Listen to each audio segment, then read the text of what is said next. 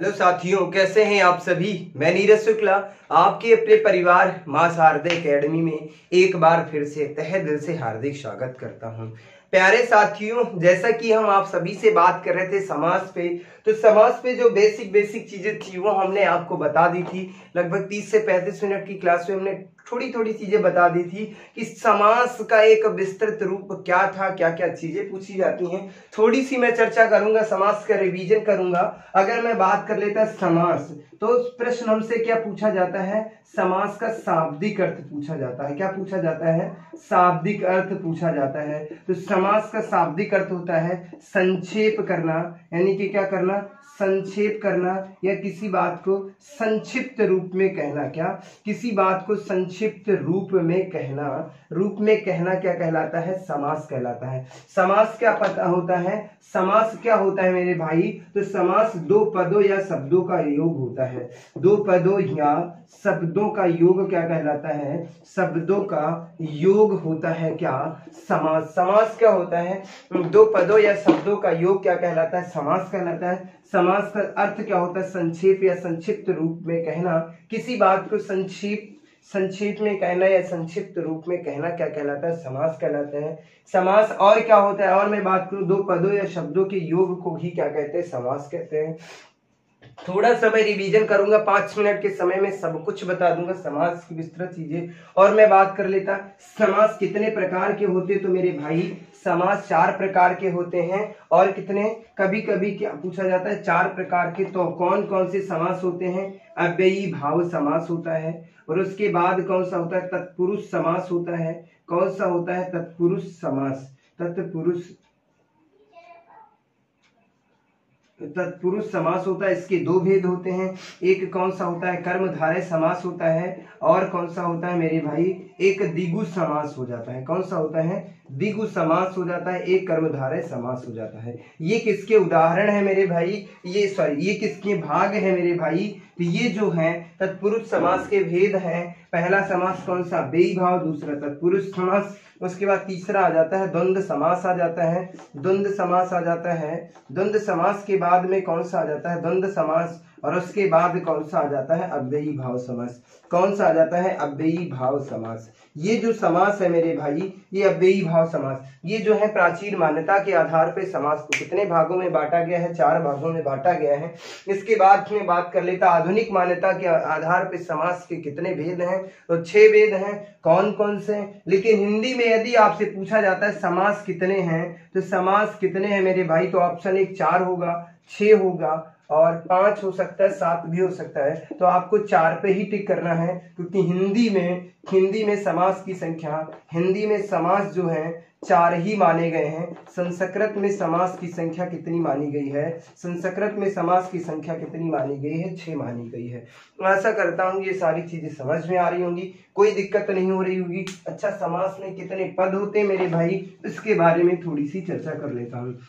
इसके बाद मैं बात करूंगा आज आप सभी से अव्ययी भाव समास पर थोड़ा सा और चर्चा करूंगा। समास की बेसिक चीजें जो हैं वो मैं बता देता हूं, जहां से आपकी परीक्षा में अक्सर प्रश्न पूछ लिए जाते हैं।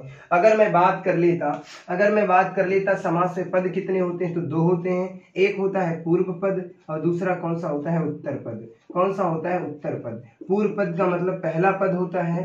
कौन सा होता है? पहला पद होता है। उत्तर पद का मतलब दूसरा पद होता है। कौन सा? दूसरा पद। अच्छा, इसे और क्या कह सकते हैं? इसे प्रथम पद भी कहते हैं। प्रथम पद, पहला पद, पूर्व पद, ठीक है। और इसे क्या कहते हैं? द्वितीय पद भी कहते हैं। क्या कहते हैं? द्वितीय पद भी कहते हैं। द्वितीय पद भी कहते हैं मेरे भाई। तो ये समझ में आ गया। अगर पूछता है समास में कितने पद हैं, तो समास में केवल 2 पद हैं। एक पूर्व पद, यानी कि जिसे पहला पद कहते हैं या प्रथम पद भी कहते हैं, और दूसरा कौन सा है? उत्तर पद है, जिसे दूसरा पद या द्वितीय पद भी कहा जाता है। उम्मीद करता हूँ ये भी चीजें समझ में आ रही होंगी। इसके बाद में बात करते हैं पदों की प्रधानता के आधार पर समास पूछा जाता है। किसके आधार पर? पदों की प्रधानता के आधार पर समास पूछे जाते हैं। पदों की प्रधानता के आधार पर मैं बात कर लेता, तो सबसे पहले मैं बात करता हूं अव्ययी भाव समास की। अव्ययी भाव समास, अव्ययी भाव समास, इस अव्ययी भाव समास हो गया।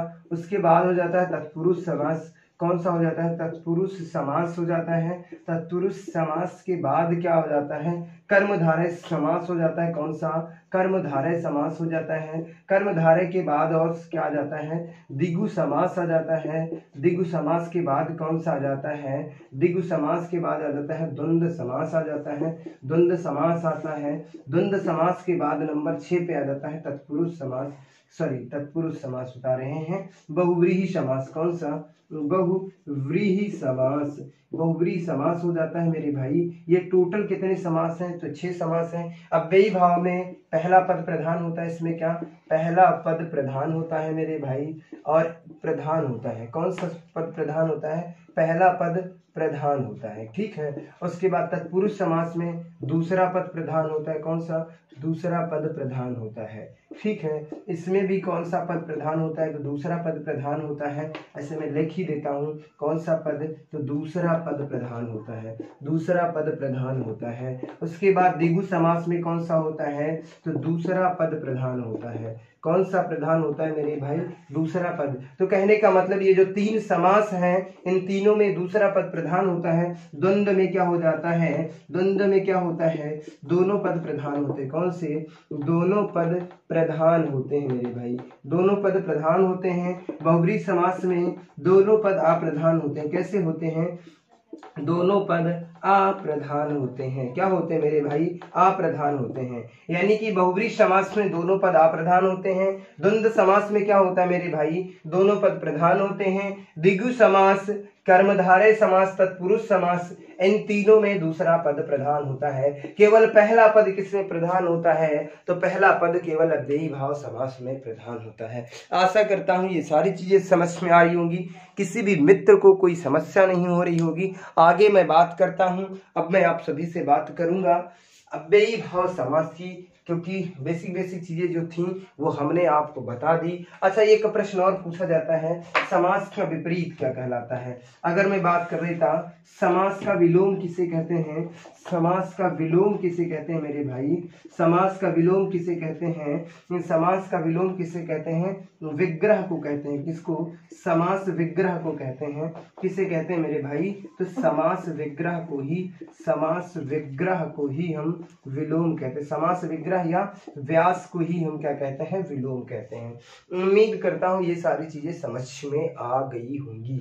अब मैं बात करूंगा अव्ययी भाव समास पे, जहां से आपको सबसे ज्यादा प्रश्न पूछे जाते हैं। तो अव्ययी भाव समास के बारे में थोड़ी सी मैं चर्चा करता हूं।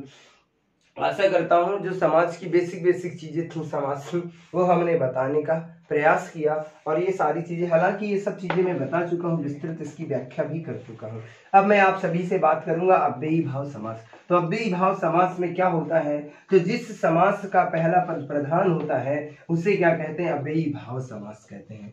कहने का मतलब है अव्ययी भाव समास की यदि मैं परिभाषा की बात करता तो यहाँ पर यह हो जाती है कि जिस समास का पहला पद प्रधान होता है उसे अव्ययी भाव समास कहते हैं। अगर इसकी मैं परिभाषा लिखता हूं मेरे भाई, इसकी परिभाषा क्योंकि डिटेल में चर्चा करूंगा तो लिखना पड़ेगा। परिभाषा की मैं बात करता हूं तो जिस समास का पहला पद प्रधान होता है, कहने का मतलब है सर जिस समास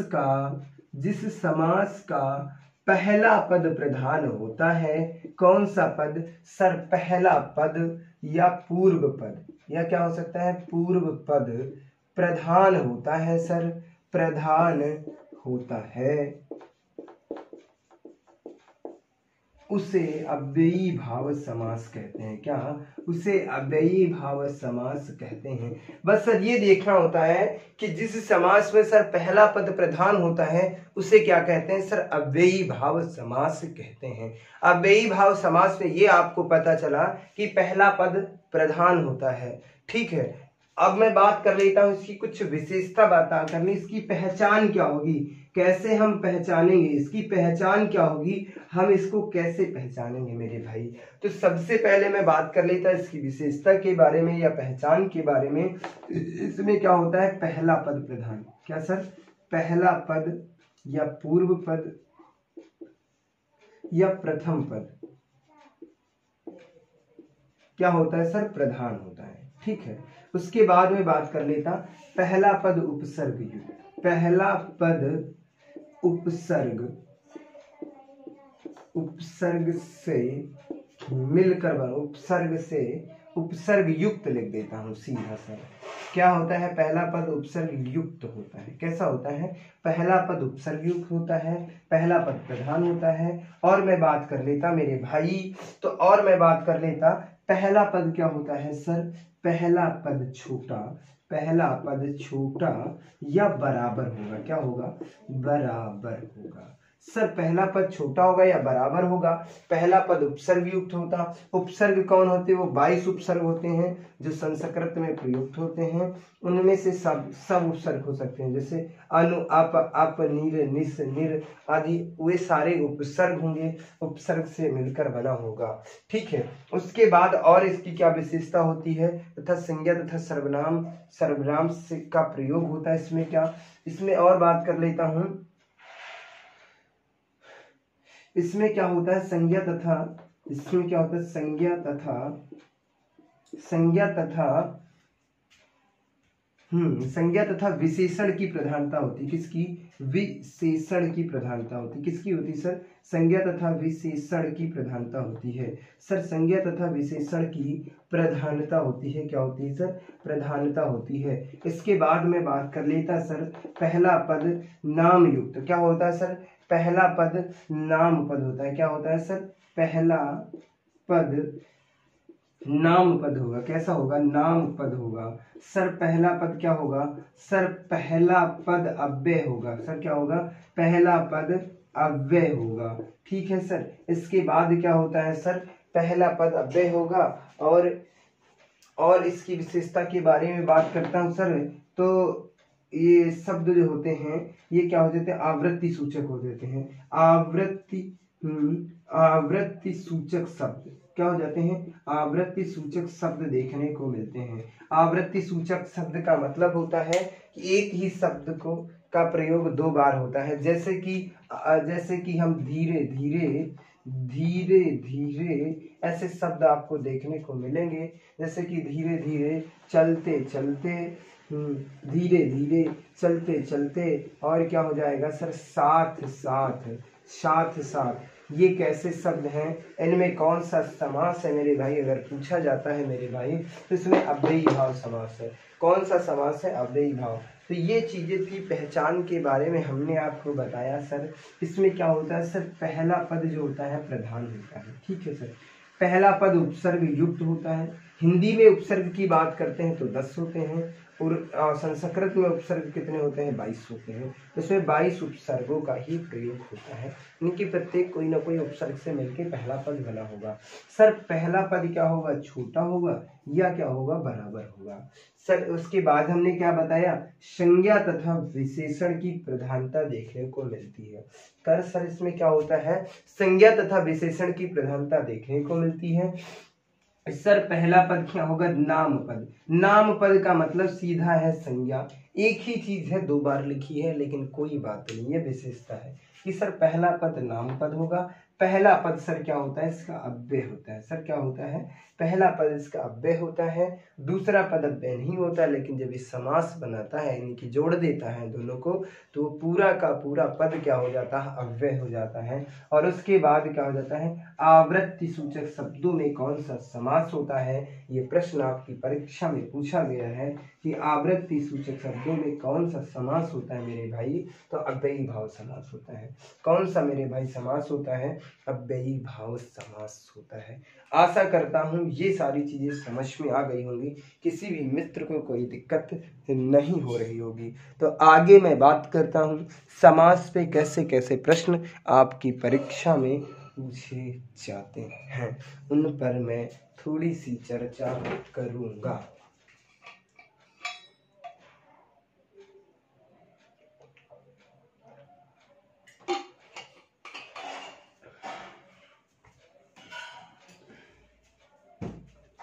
अब हम इनके उदाहरणों पर चर्चा कर लेते हैं। उम्मीद करता हूं ये जो हमने आपको ये पॉइंट बताए हैं ये बेहतर तरीके से समझ में आ गए होंगे। ये कीवर्ड है, यानी कि ये विशेषता है इसकी मेरे भाई, इससे बाहर आपकी परीक्षा में कुछ भी नहीं पूछा जाएगा, ये दावा है हमारा। अगर हम बात कर लेते हैं इसके उदाहरणों की बात कर लेता, किसमें अव्ययी भाव समास, तो अव्ययी भाव समास के उदाहरण की अगर मैं चर्चा करता मेरे भाई, तो इसके उदाहरण कौन कौन से हैं, तो सबसे पहले अगर इसके हम उदाहरणों की बात कर लेता, तो जैसे कि हमें एक मिल जाता है सर प्रतिदिन। क्या हो जाता है? प्रतिदिन। प्रतिदिन, प्रतिदिन का मतलब होता है सर, अगर इसका हम समास विग्रह करेंगे तो इसका मतलब हो जाता है दिन दिन। कहने का मतलब है दिनों दिन, या दिन दिन भी लिख सकते हैं, दिनों दिन। क्या से लिख सकते हैं? दिनों दिन, या हम लिख सकते हैं इसे दिन दिन। क्या हो जाता है? दिन और दिन हो जाता है। ठीक है मेरे भाई, ये क्या होता है? जैसे कि प्रतिदिन, तो यहाँ पे देखने को आपको मिला पहला शब्द कैसा है, तो पहला शब्द उपसर्ग युक्त होता है। क्या है? उपसर्ग युक्त होता है। उपसर्ग मिल गया ना, तो हमें ये पहचान मिल गई सर, पहला शब्द क्या है? उपसर्ग युक्त हो जाता है। और दूसरे बात में बात कर लेता, दूसरा उदाहरण कौन सा हो जाता है सर? यथाशक्ति। जैसे कि हमारा दूसरा उदाहरण कौन सा हो गया? यथाशक्ति। तो कहने का मतलब है मेरे भाई, इसको हम समास विग्रह करेंगे तो शक्ति के अनुसार क्या हो जाता है? शक्ति के अनुसार। किसके अनुसार? शक्ति के अनुसार समास विग्रह करते हैं। तो यथाशक्ति में कौन सा समास है मेरे भाई? तो यथाशक्ति में ये पहला पद जो है ये क्या है मेरे भाई? अव्यय है। क्या है? अव्यय है। ये दूसरा शब्द है। ये पहला पद क्या है? अव्यय है, इनकी पूर्व पद अव्यय, और दूसरा पद क्या है? अव्यय नहीं है। लेकिन जब ये पूरा का पूरा पद मिल जाता है तो ये पूरा पद कैसा बन जाता है? अव्यय बन जाता है। क्या बन जाता है? अव्यय बन जाता है। यथाशक्ति का जब समास विग्रह करेंगे मेरे भाई, तो शक्ति के अनुसार बराबर क्या होता है? यथाशक्ति हो जाता है। इसके बाद हम बात करते हैं अगले उदाहरण की, तो अगला उदाहरण है आमरण। क्या हो जाता है?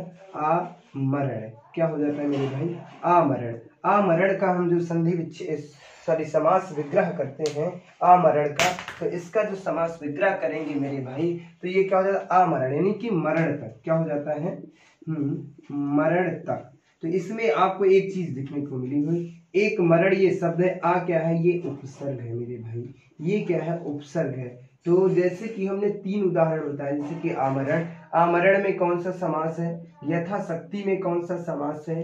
प्रतिदिन में कौन सा समास है? तो आप बता सकते हैं सर, इन सब में अव्ययी भाव समास है, क्योंकि हमने यहाँ पर भी उपसर्ग मिल रहा है, यहाँ पर भी उपसर्ग मिल रहा है, यहाँ पर क्या? अव्यय मिल रहा है। उसके बाद हम बात करते हैं अनुरूप। क्या हो जाता है? अगला उदाहरण क्या है मेरे भाई? अनुरूप। अनुरूप का मतलब होता है रूप के अनुसार। क्या है मतलब? इसका मतलब होता है रूप के योग्य या रूप के अनुसार। क्या सर? रूप के योग्य, रूप के योग्य या रूप के अनुसार। तो अनुरूप में देखो क्या मिल रहा है मेरे भाई? अनुरूप को हम बात कर रहे थे, तो यहाँ पर एक उपसर्ग मिल रहा है, कौन सा? अन उपसर्ग से मिलके बना है। तो हम जैसे कि ये शब्द हमें देखने को मिलते हैं, तुरंत बता देंगे इसमें कौन सा समास है। उसके बाद मैं बात कर लेता हूँ, अगले उदाहरण की बात कर लेता हूँ। तो जैसे कि हम बात कर लेते हैं यथाक्रम। किसका? यथाक्रम, यानी कि क्रम के अनुसार। क्या हो जाता है? क्रम के अनुसार। कुछ उदाहरण ही लिख लेते हैं पहले, और एक आ जाता है भरपेट। कौन सा आ जाता है मेरे भाई? भरपेट आ जाता है। भरपेट आ जाता है। उसके बाद अगले उदाहरण की मैं बात कर लेता, अगले उदाहरण की बात कर लेता मेरे भाई, तो प्रतिपल। यदि मैं बात कर लेता प्रतिफल या प्रतिपल होता है। क्या होता है मेरे भाई? प्रतिपल। तो इसमें आप देखकर ही बता सकते हैं। उसके बाद अगले उदाहरण की बात करता मैं, तो जैसे कि प्रतिदिन। कौन सा होता है? प्रतिदिन। सॉरी, प्रतिदिन हम आगे बता चुके हैं, लेकिन चलो मैंने लिख लिया है तो कोई बात नहीं। उसके बाद क्या हो जाता है? एक उदाहरण और मैं लिख रहा हूँ, परदेश। कौन सा? परदेश हो जाता है। क्या हो जाता है मेरे भाई? परदेश। इसे पहचानोगे कैसे? तो इसका समास विग्रह बहुत कम पूछा जाता है आपसे, ये मायने नहीं रखता, पहले रखता है कि आप इसे पहचानोगे कैसे। यथाक्रम लिखा था, तो पहला पद क्या है? अव्यय है। तो हम आप बता देंगे कौन सा समास है, कौन सा समास है मेरे भाई? तो अव्ययी भाव समास है।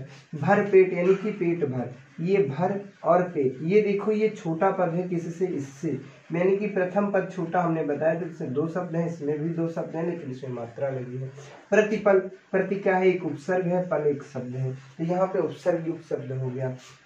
प्रतिदिन को तो मैं बता चुका हूँ। परदेश, तो इसमें पर क्या है? पर एक उपसर्ग है। क्या है? पर उपसर्ग है, पर प्लस देश बराबर परदेश, यानी कि दूसरा देश या दूसरे का देश, ऐसे में बात करते हैं। यथा क्रम की मैं बात कर लेता मेरे भाई, तो इसका क्या हो जाएगा, क्रम के अनुसार। इसका मैं अगर मैं समास विग्रह की मैं बात कर लेता तो क्या हो जाता है, यथा क्रम, क्रम के अनुसार क्या हो जाएगा मेरे भाई, क्रम के अनुसार। उसके बाद भर पेट मतलब पेट भर, क्या हो जाएगा, पेट भर हो जाएगा। प्रतिपल, यानी कि प्रतिपल का मतलब होता है, प्रतिपल का मतलब होता है पल पल, क्या हो जाता है, पल पल, ठीक है। प्रतिदिन का मतलब होता है दिन दिन, ये तो हम बता चुके हैं, दिन दिन। परदेश का मतलब होता है दूसरे का देश, क्या हो जाता है, दूसरा देश या दूसरे का देश। सर परदेश का मतलब होता है दूसरा देश, यानी हम अपने देश में नहीं होते हैं। स्वदेश, सर क्या हो जाता है, स्वदेश हो जाता है। स्वदेश भी आपने पढ़ा होगा, स्वदेश। स्वदेश में मतलब कौन सा होता है, अपना देश, स्वदेश, सॉरी यहाँ पर क्या लिखेंगे, स्वदेश। स्वदेश कौन सा, अपना देश, परदेश यानी कि दूसरे देश, दूसरे का देश। आशा करता हूँ ये सारी चीजें समझ में आ रही होंगी। इतने हमने उदाहरण बताए, जैसे कि प्रतिदिन में कौन सा समास है तो आप बता देंगे, अव्ययी भाव समास, यथाशक्ति, आमरण, अनुरूप और यथाक्रम, भरपेट, प्रतिफल, प्रतिदिन, परदेश, इन सब में कौन सा समास है मेरे भाई, तो आप बेहतर तरीके से बता सकते हैं कि सर इसमें अव्ययी भाव समास है। कौन सा समास है मेरे भाई, अव्ययी भाव समास है। इसके बाद हम और भी कुछ उदाहरणों पर चर्चा करते हैं, जिसमें आपको कुछ नहीं करना, मैंने आपको इसके पहचानने के तरीके बता ही दिए थे, कैसे इन्हें पहचानते हैं, कैसे आपको करना है। उम्मीद करता हूँ ये सारी चीजें समझ में आ रही होंगी, किसी भी मित्र को कोई दिक्कत नहीं हो रही होगी। इसके बाद हम बात कर लेते हैं मेरे भाई, जैसे कि अगले उदाहरण की बात कर लेते हैं, तो पूछा जाता है यथासंभव, क्या, यथासंभव, इसमें कौन सा समास है, तो आपको पहचानना ही नहीं है, बस यथा मिल गया तो हो गया। ऐसे ही आ जाता है यथा जीवन, क्या हो जाता है, यथा जीवन आ जाता है, यथा जीवन भी आ जाता है। तो आपको कुछ नहीं, यथा शब्द मिल गया, क्या हो गया, इसमें भी आप बता देंगे। इसके बाद अगर ये उदाहरण की मैं बात कर लेता तो एक आ जाता है आजीवन। आजीवन भी कौन सा है, आजीवन में भी कौन सा समास है, तो आजीवन में भी अव्ययी भाव समास है, आजीवन। और उसके बाद में आता है आमरण की मैं बात कर लेता, कौन सा, आमरण। आमरण की मैं चर्चा कर चुका हूँ, लेकिन कोई बात नहीं है, आमरण में बात कर लेता। उसके बाद में बात कर लेता आरक्षण, कौन सा, आरक्षण, मैं आरक्षण की बात कर लेता। इसके बाद मैं बात करता हूं मेरे भाई आरक्षण, उपाध्यक्ष। उपाध्यक्ष में कौन सा समास है, उपाध्यक्ष में कौन सा समास है, उपाध्यक्ष के बाद में मैं बात कर लेता प्रत्यक्ष में कौन सा समास है, प्रत्यक्ष में कौन सा समास है। इतने समास हमने आपको बता दिए, कितने समास बता, इतने उदाहरण हमने बता दिए। ये किसके हैं, ये सारे के सारे उदाहरण अव्ययी भाव समास के हैं। यथासंभव, यथासंभव का मतलब होता है जैसा संभव हो, इसका समास विग्रह क्या होगा, जैसा संभव हो, क्या मेरे भाई, जैसा संभव हो। यथा जीवन, यथा जीवन का मतलब होता है जीवन पर्यंत, क्या होता है मेरे भाई, यथा जीवन का मतलब ही होता है सर जीवन पर्यंत, क्या होता है, जीवन पर्यंत। आजीवन, आजीवन का मतलब ही होता है, अब इनका समास विग्रह क्या करें, आजीवन मतलब जीवन के अनुसार, आमरण मरण तक, आरक्षण, ठीक है आप सब जानते हैं, उपाध्यक्ष, प्रत्यक्ष, ये सब कैसे है, बस आपसे समास विग्रह मायने नहीं रखता है, क्या चीजें पूछता है, केवल आपसे ये पूछता है इसमें कौन सा समास है। 99% क्वेश्चन बनते हैं कि आपको 4 उदाहरण दे दिया, जैसे कि हमने दे दिया कि यथाशक्ति में कौन सा समास है, यथाशक्ति में कौन सा समास है, किसमें, यथाशक्ति में कौन सा समास है, यथाशक्ति में कौन, यथाशक्ति में समास है, ये प्रश्न पूछा गया। क्या पूछा गया मेरे भाई, समास है, आपसे ये प्रश्न पूछा जाएगा, किसमें, यथाशक्ति में कौन सा, यथाशक्ति में समास है। 4 समास में दे देता हूँ। पहला तत्पुरुष समास हो जाएगा, तत्पुरुष समास हो जाएगा। दूसरा क्या हो जाएगा, अव्ययी भाव समास हो जाएगा, अव्ययी भाव, अव्ययी भाव समास हो जाएगा। उसके बाद तीसरा समास क्या हो जाएगा सर, द्वंद्व समास हो जाएगा, कौन सा, द्वंद्व समास हो जाएगा।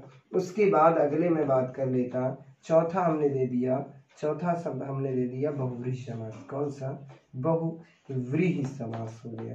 तो इस समास में कौन है, यानी कि पूछ लिया आपसे कि यथाशक्ति में कौन सा समास है, तो आप बता देंगे अगर आप अच्छे से पढ़े हैं। कौन सा समास है? अव्ययी भाव समास है। कौन सा समास है मेरे भाई? अव्ययी भाव समास।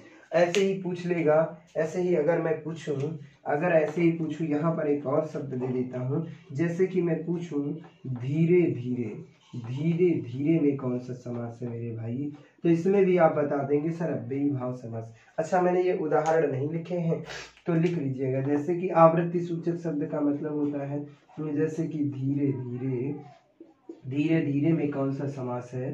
चलते चलते। मैं बात कर लेता धीरे धीरे, चलते चलते, चलते चलते, और उसके बाद मैं बात कर लेता धीरे धीरे, चलते चलते, साथ साथ। क्या हो जाता है मेरे भाई? साथ साथ। इनमें कौन सा समास होता है? तो इनमें भी अव्ययी भाव समास होता है। अगर ऐसे प्रश्न पूछे जाए तो भी आप बता सकते हैं। यहाँ पर बहुत से बच्चे कहते हैं कि ये योजक चिन्ह लगा है, सर योजक चिन्ह लगा है तो द्वंद्व समास हो जाएगा। कौन सा हो जाएगा? द्वंद्व समास हो जाएगा। तो ये मेरे भाई समास नहीं होता है, अव्ययी भाव समास ही होगा, क्योंकि ये जो शब्द है कैसे हैं? आवृत्ति सूचक, एक ही शब्द का दो बार प्रयोग हो रहा है, एक ही शब्द की, यानी कि शब्दों की पुनरावृत्ति भी हम कह सकते हैं। आशा करता हूँ समझ में आ गया होगा। अगला मैं बात कर लेता, जैसे कि मैं बात कर लेता, हमने एक उदाहरण दे दिया, जैसे कि दे दिया आमरण। आमरण में कौन सा समास है मेरे भाई? तो आप भी बता सकते हैं अव्ययी भाव समास। जैसे कि हमने दे दिया माता पिता में कौन सा समास है? किसमें? माता पिता में कौन सा समास है? तो माता पिता में आप सब बता सकते हैं सर इसमें अव्ययी भाव समास नहीं होगा, ना तो सर तत्पुरुष होगा, ना बहुव्रीहि होगा। कौन सा समास हो जाएगा सर? कौन सा समास हो जाएगा? द्वंद्व समास हो जाएगा। कौन सा समास हो जाएगा? द्वंद्व समास। आशा करता हूँ अव्ययी भाव समास बेहतर तरीके से समझ में आ गया होगा। कोई दिक्कत नहीं हो रही होगी, किसी भी प्रकार की कोई समस्या नहीं हो रही होगी। यदि आपको मेरी क्लास ये अच्छी लगे तो इसे लाइक कीजिएगा, शेयर कीजिएगा और कमेंट करके मुझे ज़रूर बताइए। तो मिलते हैं आप सभी मित्रों को अगली क्लास में एक नई शक्ति, एक नई ऊर्जा के साथ। तब तक के लिए बाय बाय, धन्यवाद। आप सब हंसते रहिए, मुस्कुराते रहिए। राधे राधे मित्रों, जय हिंद साथी।